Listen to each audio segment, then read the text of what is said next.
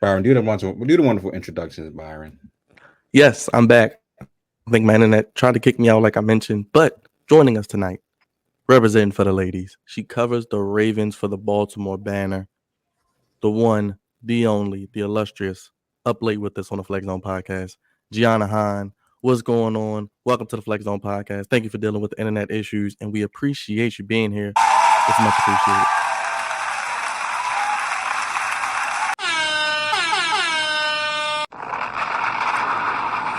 How you feeling, Gian?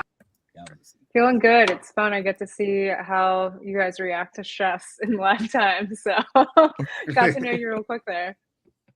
Yes. For those who don't know who you are, Gianna, may not know who you write for, what you do each and every day, because they let you out of the castle for a few minutes this evening, and we appreciate it. You're being held captive by ADC and the crew.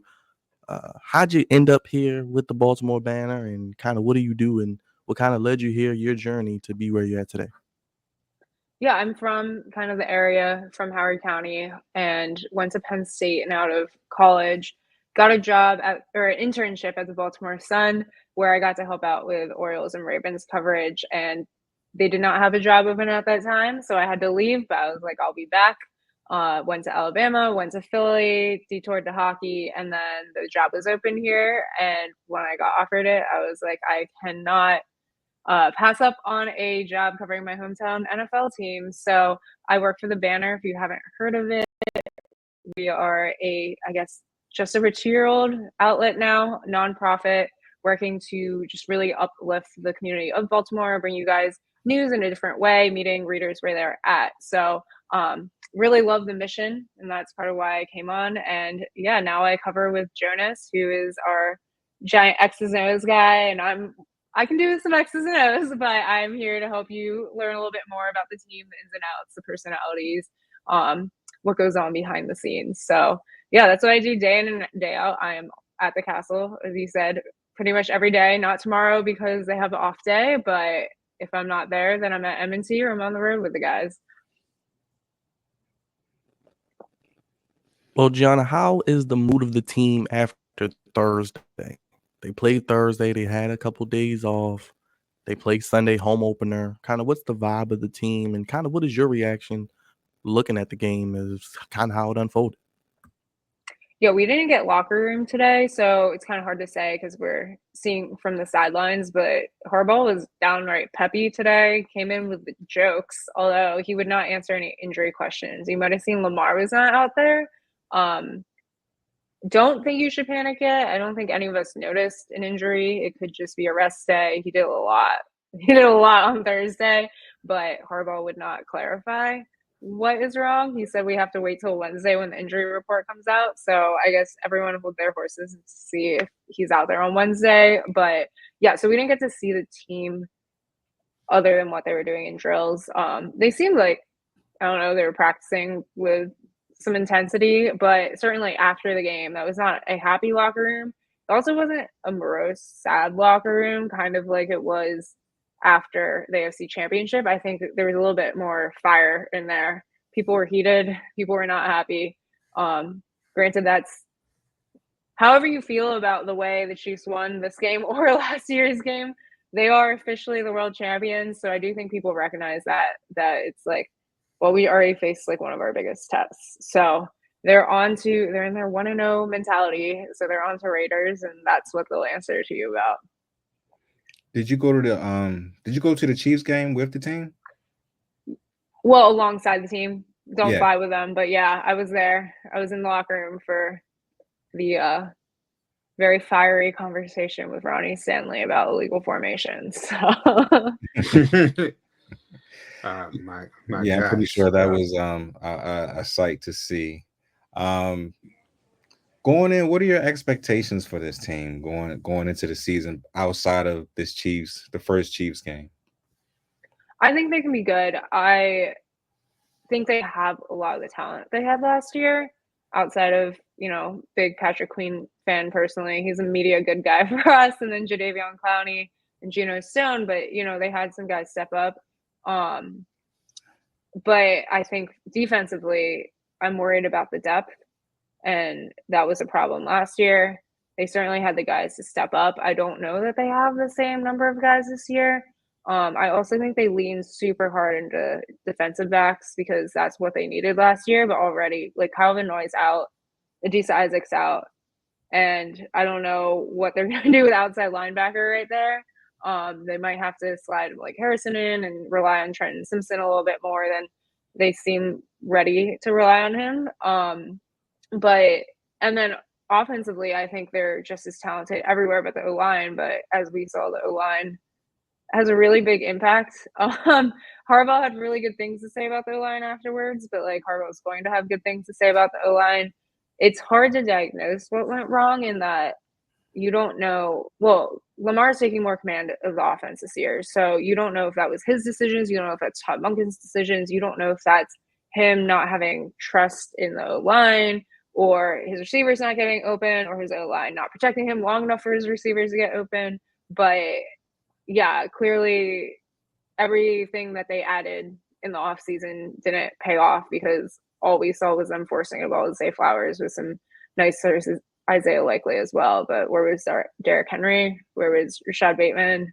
Mark Andrews? So it's hard to like base off of week one, as you guys were talking about before. You can only go up from week one. So I think they have everything they need. It's just whether they can stay healthy and whether that O-line can figure itself out.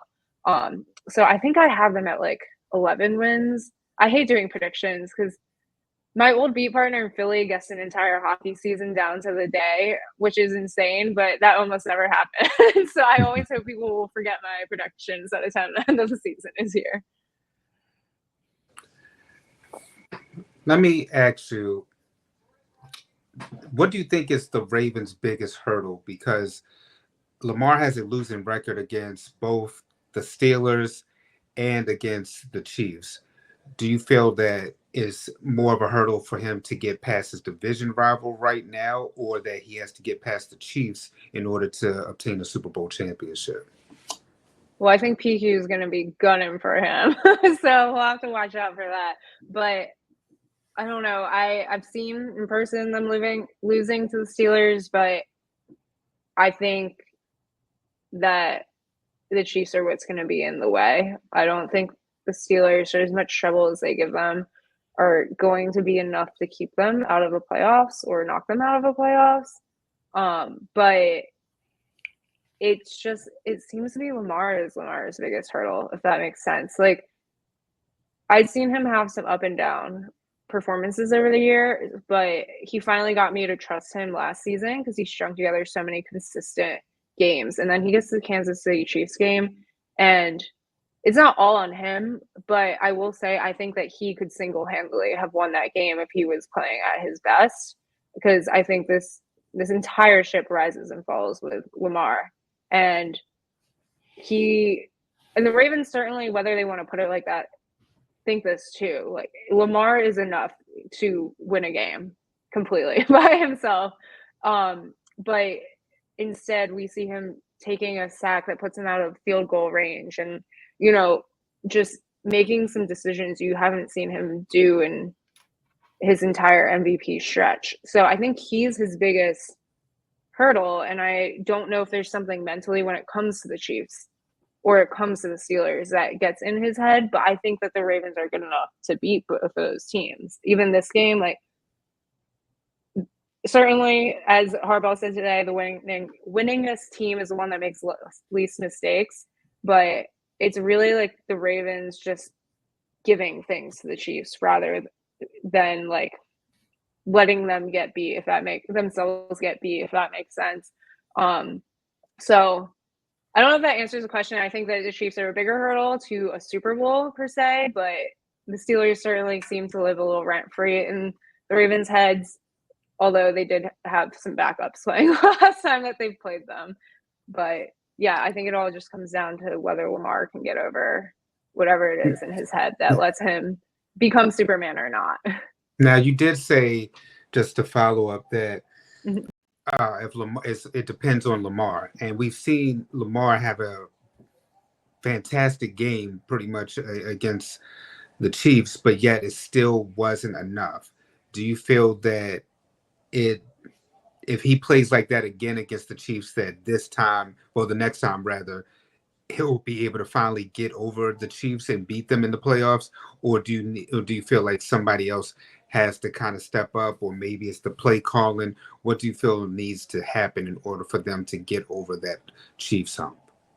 Yeah, I think he played well, but I think he can do better. Like, I've seen more from him. I think if he plays his absolute best, but also it is like everyone else stepping up around him, as we talked about, the O-line is huge. Lamar, they talk so much about Lamar and Derrick Henry, how that's unstoppable, but you didn't really have that balance of Lamar and Derrick Henry, because you saw Derrick Henry at first and then he kind of disappeared. So yeah, maybe if you add that in, you have Derrick Henry and him, that gets you over that 7 points that they lost by.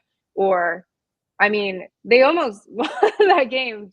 Isaiah Likely was like tiniest bit out, or, miscommunication on that last route. You had two people open, but it just didn't go to either of them. They have the ability to beat them. They truly can. I believe that. I'm just never going to pick against the Chiefs again until they prove I shouldn't. But yeah, I think there are things that Lamar can clean up as well as he played. I am a big believer in him. So I think that as good as he has played, I think he can do better.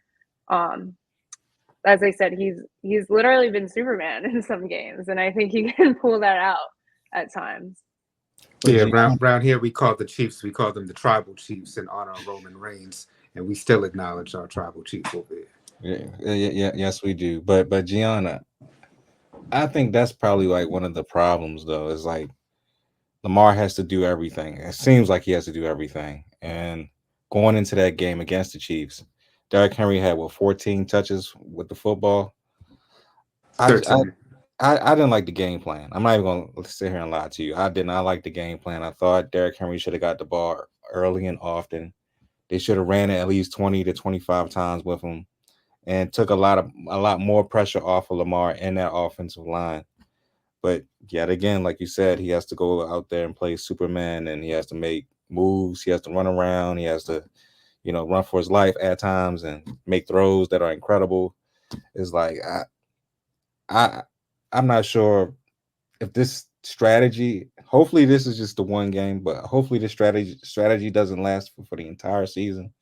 Because granted, although Lamar's lost about 15 pounds, he looks good. He looks nice and slim, like he can run around all day long. I don't want my quarterback doing that, But that's just me. I did listen. I did listen to some of Harbaugh's press conference today, and he was dancing and dodging a lot of questions that y'all was giving him. Tell her you're a huge Harbaugh guy, Raj. You're a huge Harbaugh guy.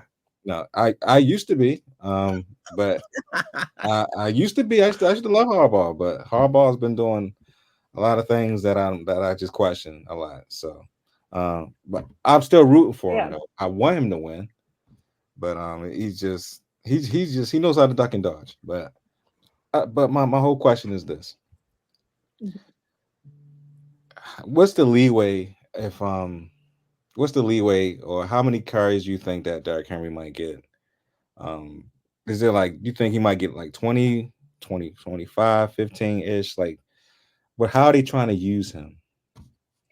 Well, going back to what you're saying about like not wanting your quarterback to do that, that's something that we've actually talked about a lot, because we were saying, it's kind of a weird decision that they decided to rebuild their O-line in a year that they say they're going for a Super Bowl. That just doesn't feel like the right year to do it.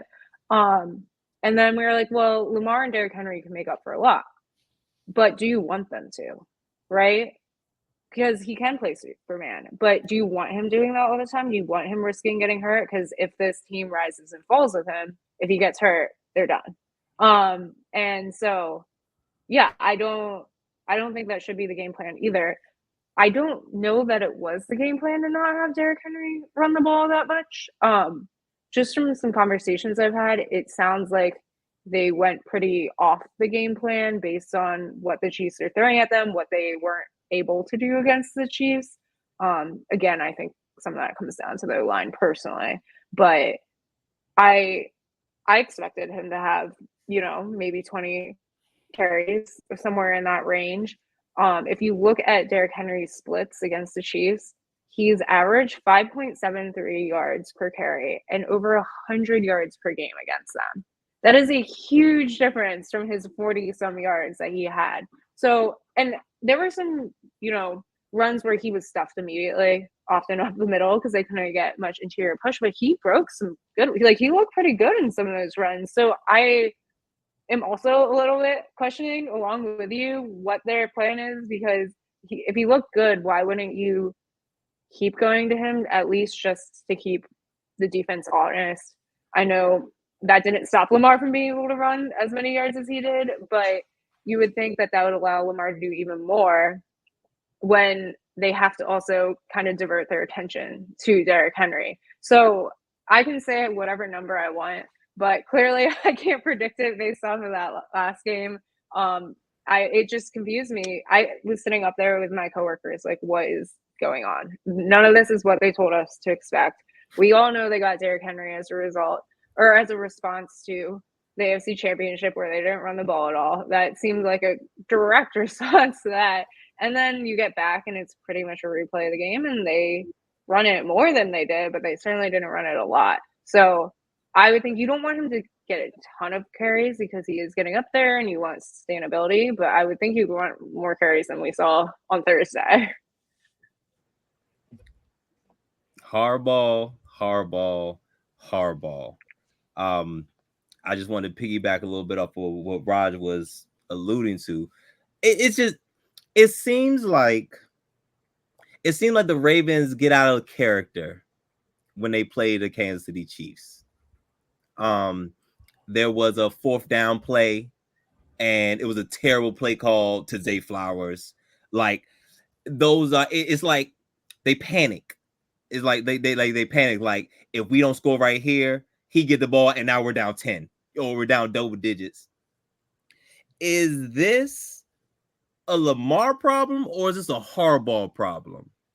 It's a good question, because I think the Chiefs represent something similar to both of them, right? Because Lamar wants to be the GOAT, and he has 2 MVPs, but can he ever be the GOAT if he doesn't have a Super Bowl? And who has MVPs and a Super Bowl? Patrick Mahomes. So even though he's not going up against Mahomes directly, it's the defense going up against him. This is kind of a Lamar versus Mahomes battle. Likewise, it's Andy Reid, who is John Harbaugh's mentor, versus John Harbaugh, because he, as good as Mahomes is, Andy Reid has outcoached them in these past 2 games. So if you're talking about greatness, because sometimes your greatness of your quarterback is linked with your greatness of your program, which is linked with the greatness of, sorry, that's my college football and me, your program is linked to the greatness of the coach. And Harbaugh made a statement earlier this training camp about how they plan for him to be the greatest of all time, greatest quarterback over Tom Brady. They think he can be the greatest, and that would link to the Ravens as being the organization that picked him and helped him grow. But can you do that, as you said, without beating the Chiefs ever and not winning a Super Bowl? Since when I was in middle school or high school or whatever that was, so it's probably a both problem. I think, again, this last game was a little bit hard to tell because this whole offseason has been about how they're giving more of the offense to Lamar. They said since he left that AFC Championship game, he's been giving his thoughts. That was part of it. Todd Monken also believes in giving more power to his quarterback. So then it's like, how much of this, granted, Harbaugh isn't calling the actual plays for the offense, but how much of these things are Lamar's decision and how much of them are Harbaugh or Todd Monken's decisions? I can't truthfully say. Now, I've been saying that I feel like how the Ravens struggled against Peyton Manning, and then we got over the hump in that Denver game, and then won the Super Bowl. I feel like this Ravens team is kind of like that with Patrick Mahomes right now, where if we can just get past Patrick Mahomes, we'll win the Super Bowl. I feel like that's just the last hurdle for Lamar Jackson right now. But Speaking of Lamar Jackson, though, I want to ask you, why do you feel like there's all this praise for other quarterbacks such as Josh Allen, who hasn't won a Super Bowl, or Joe Burrow, who has gotten to a Super Bowl, but yet Lamar is the more accomplished quarterback, and yet other quarterbacks still get more praise and recognition over him? I feel like that is changing after the MVP award. Um, I think there's probably still like the bias of the traditional quarterback versus Lamar, who does what Lamar does and no one else does it.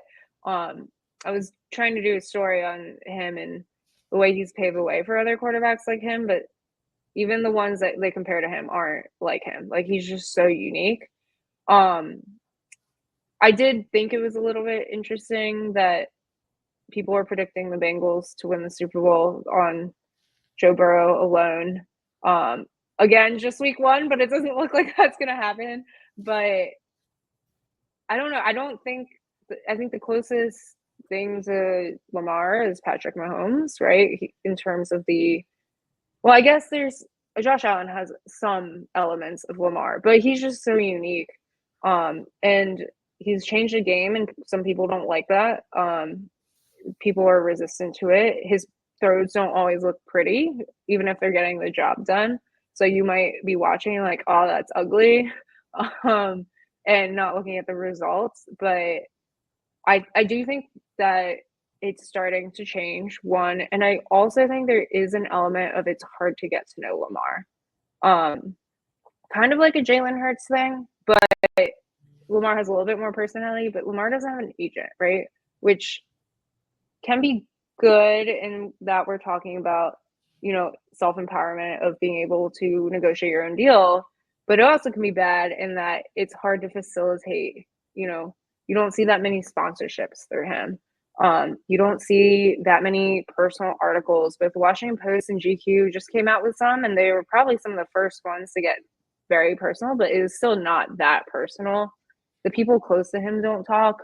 He plays it pretty light and like surface level with the media. So I do think there's also a level of people just not knowing him, not seeing him to the extent that we see other people. Like, we see Josh Allen in his commercials and we see him out there, and we haven't seen Lamar yet. So I think, again, it's starting to change.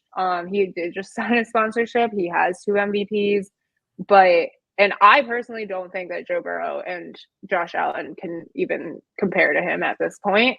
But I think a lot of it is just like being the greatest of all time is also about like the character that you build around it as well. Just like who you are outside of the field as well. Not saying his character, like his personality is bad, but just like people not knowing him, not seeing him, if that makes sense. Sometimes it's good to be a mystery. Sometimes stuff don't need to be out there like that. And that's one thing I like about Lamar is that the stuff you need to know, and the stuff you don't need to know, you don't know. And sometimes you need to keep it that way for personal reasons. But my question is this: since you've been around the castle, what has Mark Andrews been doing? Like, I know he got into a car accident a couple of weeks ago, and he came back to practice last week. People are saying he might be injured. He might not be injured. I mean, I don't know what's going on. You've been around him more so than I have. Like what's the real deal of what's going on with him? Pretty much. Yeah, he says that none of his absences had anything to do with the car accident outside of maybe some like paperwork, insurance type stuff. But I don't know if any of you guys have been in a car accident. I was in like a fender bender and I had whiplash, and he was not in a fender bender. If you've seen the cars, it was way more than a fender bender. There's no way, even if he walked away unharmed, he didn't have whiplash. And I just can't imagine them making him practice through that. So, and they also said it was already like an off day for him. It was a veteran day. The Ravens didn't have any veteran or off days all training camp, not a single veteran. And they even said before that they weren't doing veteran days. They were doing veteran reps, where there were days where you had less reps, not days that you had off. So maybe they're just trying to like calm the hysteria around the fact that he was in a giant car accident. But I do think that played a part of it. Now, what happened in that game, I don't really know. There were days where likely he popped off, and there were days where Mark Andrews popped off. Maybe Lamar was just worried because he hadn't practiced as much and who knew where he was at. But I just don't, again, understand the game planning. As you guys also said, you don't, of not using every weapon to your full extent. Also, I was just reading my partner's breakdown. It does sound like they used him a little bit more for blocking than they have in the past. So maybe they're using him there because they don't trust their line. I don't know. But yeah, I think he's fine in terms of, like, I don't think there's a huge injury, but I do think he probably had some whiplash, and that was why he disappeared for a week or two after that.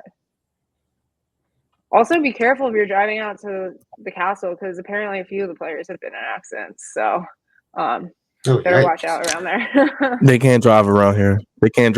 Gianna. It's terrible. It's not good. How do you look at the rest of this division? Everybody lost except, I call them the cockroaches, the Steelers, because they don't die. You put Justin Fields in there, Russell Wilson on the sideline like he about to go out and play, even though he can't play, got his shoulder pads on. I mean, Mike Tomlin, the defense, TJ Watt is a cheat code. They're going to be a problem, Gianna. I think they're going to be a problem. TJ Watt he's insane. Like, that was wild. I watched that game. I wanted to see Patrick. And I'm going to be honest, I passed out after that game was over because we pulled all-nighters coming back from Kansas City. So I'm still recovering a little bit. So I didn't watch the Bengals or the Browns in action. Love to see whatever is going on with the Browns quarterback situation. One of the funniest games I've ever watched was watching Dorian Thompson-Robinson play last year again at Brown Stadium against the Ravens. I don't know what was going on there, but it was hilarious. But maybe they'll all take big jumps week 1 to week 2. I don't know. But it's kind of weird to think that the Steelers might be the hardest, other than the fact that it's like the Iron Bowl. No matter what happens, that rivalry game, it's back to ground zero. But their defense is going to be hard, and that's how they beat the Ravens last year. They had absolutely no offense, and they won simply based on one blown coverage by Marlon Humphrey and a bunch of defensive plays. And now you got Patrick Queen, and you know he's going to be hyped for that game with some pretty impressive, like, all-around defense. Not just TJ Watt, but like Highsmith was looking good. Hayward's always good. So yeah, I think it's going to be tough. It's always tough. It's funny, I was reading through predictions from all these pundits, and every division, they're like, the toughest division. So maybe it's like kind of this is what we see in front of us, so it looks tough to us, but those rivalry games are always big. And I think even the Bengals game, you're going to see Geno Stone. He'll be gunning because, he and Patrick were close to Lamar, so they'll be coming for him. But yeah, I think I personally feel like the Ravens should have the division pretty easily if they play to their ability. I think they have more talent. I think they have everything they need to win. It's just whether they play down to the competition, which we're coming up on my 1-year anniversary, which was the week 3 game against Indiana, where they 100% played down to their competition. So we know that it is very much a thing that they do sometimes. I was at that game too. I was just sitting. It was raining that game. I was like, and Anthony Richardson didn't even play. It was what was his name from the Raiders that we're about to play. Minshew? Yeah. So yeah, everyone was like, "You're bad luck." What has been your favorite place to go so far, like stadium-wise? Well, we're going to Dallas this year. Roger's going to be there. Tampa got some big. Where's your favorite? I know you did like some lifestyle stuff about favorite places to visit and things like that. What you wrote about. Yeah, Tampa's fun. I've been kicked off that shit before because I've been there for the Outback game. But my friend also is their social person, so that's always fun. Let's see. I've been to Acrisure before. Acrisure, Heinz Field for pit games, but that was my first Steelers game. But I had a really painful experience at SoFi because they couldn't figure out where the press box was, and I wandered around for an hour. But outside of that, I thought it was pretty cool just looking, and I like LA. However, in terms of like football atmosphere, I didn't think it was that great. I think like what only went to Browns and Steelers in division last year because I wasn't here yet. But I think like those ones in terms of atmosphere were way cooler. But I'm trying to remember where else I went last year because I didn't go to the London game and I came late. And then they had all the home games. So I think it would be LA was like the coolest place. Yeah, I don't like Glendale. You don't like Glendale? If it's in Scottsdale, okay. Well, that's or where I even was like at. I was at Tempe, Scottsdale. but yeah, Scottsdale's great. Glendale is like a shopping center with parking lots. And I learned the hard way you can't walk through the Raising Cane's drive through and get served. Oh, so I have a little hard feelings there.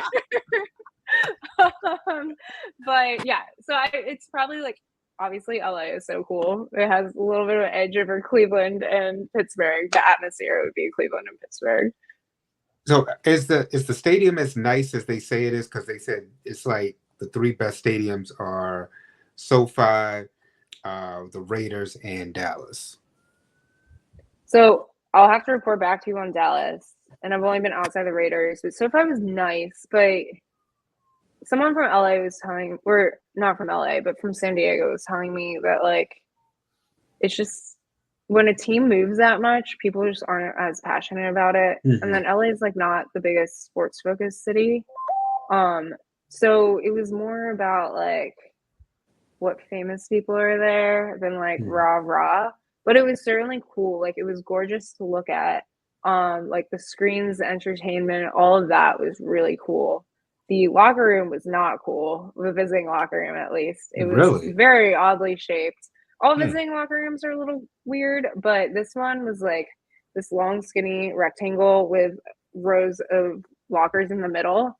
So you're just like inching past the players as they're like getting undressed, trying to find who you need. So I don't love those situations, but it was like so like clean and shiny, you know.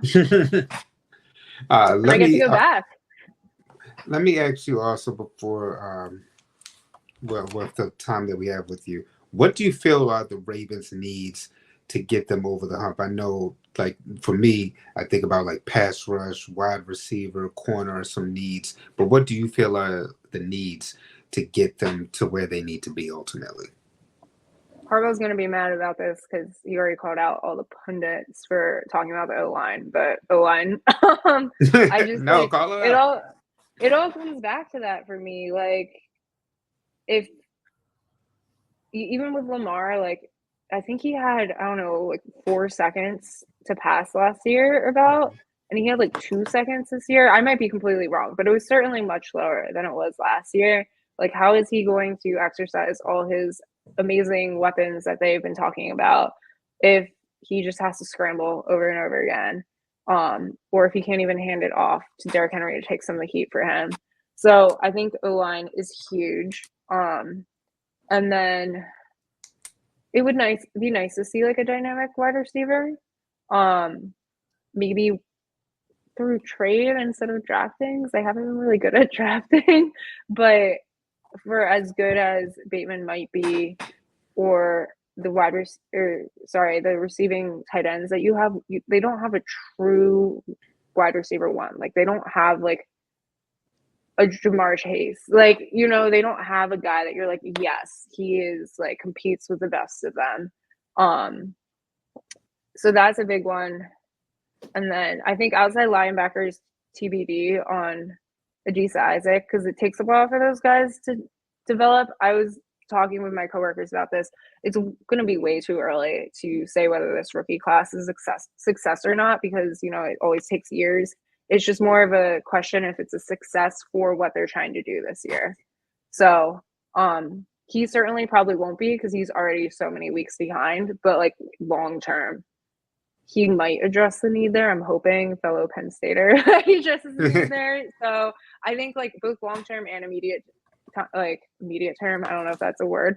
O-line, O-line. But yeah, it would be nice to see a wide receiver in there too. I think you're pretty good at almost every position on defense for now. I know for me, a pipe dream as a pass rusher would love to see if we could get Hassan Reddick, but I know it's not probably happening. Or even like the Eagle. or even a wide receiver like, a Devontae Adams. I know he's going to want the ball, but just somebody. And money. I know. That's why I said it's a dream, man. It's a dream. Don't worry, Dre. You'll see him in reality on Sunday running past the Ravens, possibly. Oh yeah, with Max Crosby running for at Lamar. But I'll be honest with you, I think that we're actually okay at wide receiver.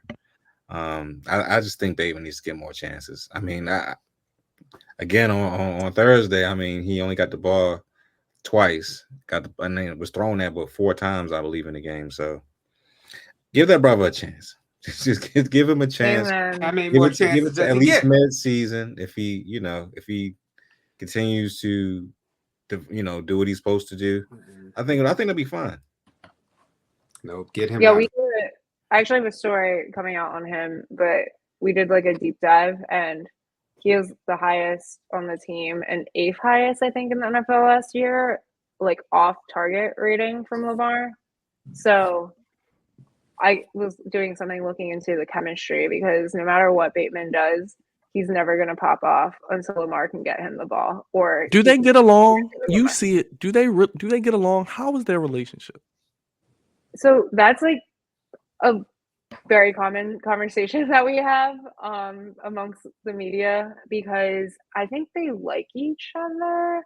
They're both very likable guys, but they certainly do not hang out.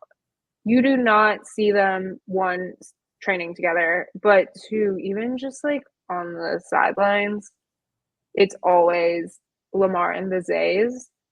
And then I don't know what Rashad's doing per se, but he's not in the Lamar and the Zays trio, which is why you should expect Big Zay to have a good season, is because I just feel like that was what I was wondering. Like, chemistry sometimes is inexplicable, and they just clearly have it. And when it comes to Lamar scrambling, he's going to look for Big Zay, Because it said he missed them on a wide open pass. We thought it was for Flowers, but they said it was for Bateman, and they said Bateman ran the wrong route, or he stopped running. We looked at that, and it was very confusing because it didn't. There was definitely we looked at it too, and we were there. like, I don't know what's going on. Yeah, because like, how is Bateman supposed to catch that? I don't know what he would have done to have caught that, but and the other thing is that Bateman is like the route guy, right? Like, he runs his routes and he runs them correctly. That is his thing. But yeah, like, it's just, I don't exactly know what you can do to fix that chemistry, because they don't like hang out. Bateman said that on the record. They don't like hang out. No, I mean, you're right. You think about other wide receivers and quarterbacks, you have to have that relationship, and he seems to gel with even his tight ends, like Andrews. Before Likely's breakout season last year, Andrews was his go-to guy, and now you see that it's like Andrews, Likely, Zay are his guys, and Bateman just isn't a part of that group. Which is interesting, because at like Minnesota, I was talking to his quarterback for this, because he had great chemistry with his quarterback from Minnesota. And he said Bateman was like a bubbly guy who connected with everyone in the locker room. And maybe, I don't know, he's certainly nice, but I don't see like the bubbliness in the locker room. That would not be the word I use to describe him. I think he's very nice. Like, he's always been very good to me.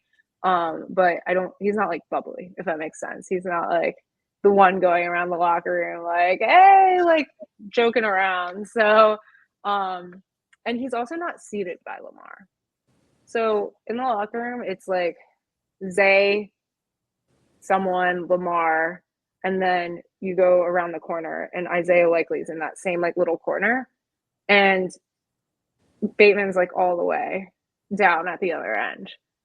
So I would also think that like the coaches would put them near each other to try to I don't know. This is just me kind of talking out loud, but No. That's another reason why I'm like with Harbaugh, I'm like a lot of this can be alleviated with a couple talks between the two, but things just yeah, you know. he doesn't like run off the field either and like talk to Lamar, or Lamar doesn't run off and talk to him. I don't know. I mean, they're more expert than I am, so I'm gonna trust that they know what they're doing, but it is noted. Well, Gianna, we appreciate you being on here. Real quick, 2 more things. I know you mentioned Penn State. How far do they go? 12-team playoff. Do they had a tough one on Saturday, but they pulled it out. And what are you working on next? You kind of alluded to it. What are you working on next for the banner? And who is your Super Bowl predictions? So if you asked me a week ago, it would be like Penn State all the way. And then I was like, we're losing everything. It's a little more confusing because they expanded the playoffs this year, right? That kicks in this year. Yeah. So I think they make it. I don't think they make it all the way. I don't know off the top of my head what the playoffs look like now. I went to Penn State the year that they upset Ohio State and still didn't make it to the playoffs, so I'm like a little bitter. That's right, Cavante. Yep, he's the Ohio State guy over there. Yeah, well, you all beat us every other time, but that one game, that was insane. Marcus Allen, Maryland Don't boy. worry, you'll beat Maryland too. You'll beat Maryland. But yes, so playoffs, I don't know how far. That's my Penn State prediction. Super Bowl prediction, I think.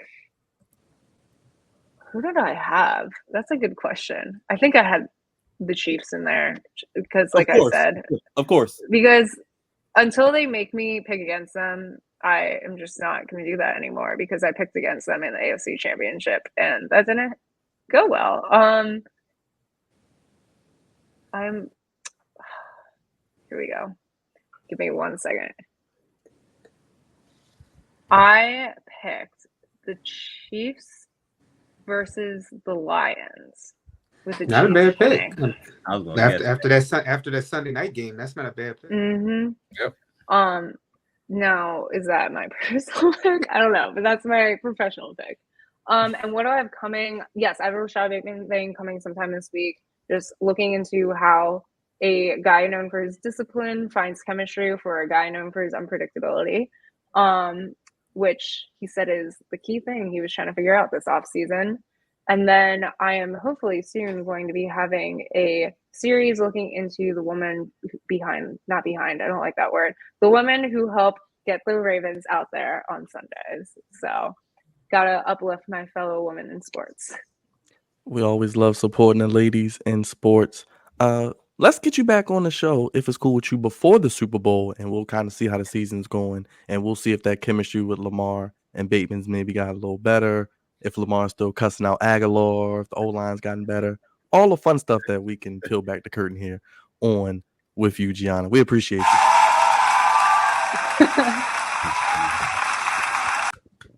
Thank you, Gianna. We appreciate you staying up late. Get some rest. Enjoy your day off. Thank you for having me, guys.